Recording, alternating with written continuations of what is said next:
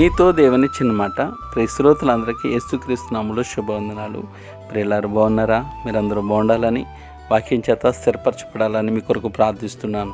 ఈరోజు దేవుని వాక్యం కీర్తనల గ్రంథము 6వ అధ్యాయము 3వ చరణం. నా ప్రాణము బహుగా అదురుచున్నది, యెహోవా నువ్వెంతవరకు కొర్నింపకయుందువు అని దావీదు ప్రార్థిస్తున్నాడు. నా ప్రాణము బహుగా అదురుచున్నది అంటే నా ఆత్మ వేదనలో నలిగిపోతున్నది అని అర్థం.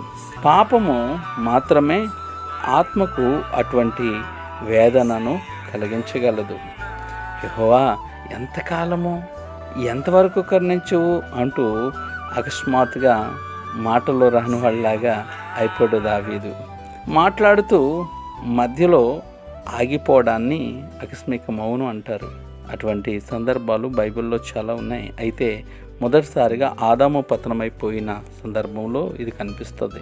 దేవుడు ఆదాము హవ్వలకు చర్మపు చొక్కాయలను తొలగించాడు.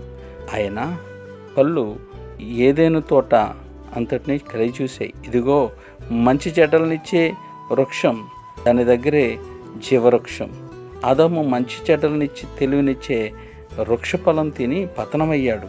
ఇప్పుడు ఆదాము తన పతనమైపోయిన స్థితిలో జీవవృక్ష ఫలాలను కూడా తిని నిరంతరము జీవిస్తాడేమో అనుకుంటూ మాటల్లో మధ్యలో ఆగిపోయాడు. మానవుడు తన పాపాలతో చావు లేకుండా నిరంతరం జీవించడం ఎంత భయంకరం! మానవ జాతికి ఇంకా విమోచన అంటూ లేకుండా అయిపోయి ఉండేది. మరణం అనేది లేకుండా నిత్య పాపంలోనే బ్రతకడం ఎంత దుర్భరం! ఇక మౌనం అనేది మనకు నిర్మకాండలో కూడా కనిపిస్తుంది. రైళ్ళు బంగారు దూడను చేసుకున్నారు.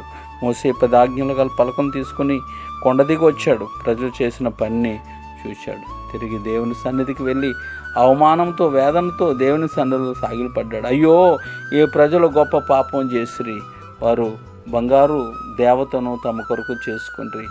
అయ్యో, నీవు వారి పాపంలో పరిహరించవా? అక్కడ అకస్మాత్తుగా మౌనం.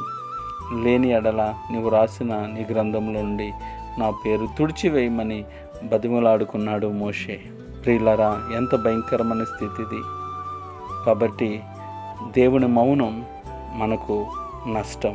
కాబట్టి దేవుడి మాట విందాం, దేవుడి ఆశీర్వాదం, దీవెన, మేలు పొందుకుందాం. God bless you all. దేవుడు మిమ్మల్ని దీవించును గాక. ఆమేన్.